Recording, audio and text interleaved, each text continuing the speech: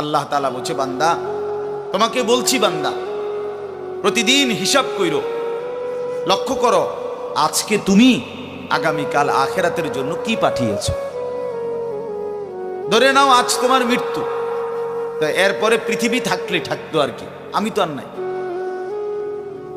আমি মরে গেলে ভাইয়া পৃথিবী মনে করো আরো অনেক দিন থাকছে, পৃথিবী ধ্বংস হয় নাই, বুঝলাম কিয়ামত আরো 100 কোটি বছর পরেই হোক না, কিন্তু আমি তো আর নাই, আমার হায়াত তো শেষ, আমি তো আর পৃথিবীতে ফিরবো না।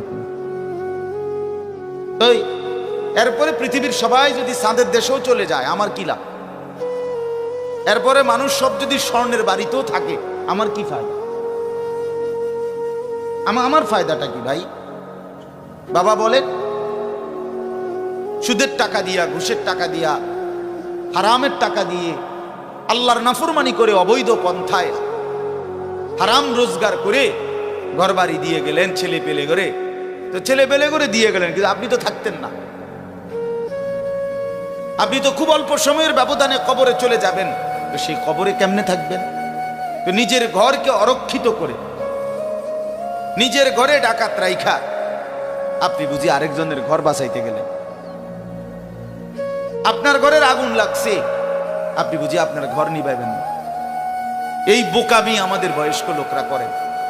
শেষ বয়সে হারাম টাকা, সুদের টাকা দিয়া, অবৈধ টাকা দিয়া, কিস্তিতে টাকা দিয়া ঘর করে দিছে, জমি কিনে দিছে, বাজারে ভিট লইয়া দিছে, দোকান নিয়ে দিছে, বিদেশ পাঠাইয়া দিছে, বাপ হিসাবে 12 লাখ টাকা সুদে লিছে, কিস্তিতে নিছে। হায় মুসলমান, কি করলেন?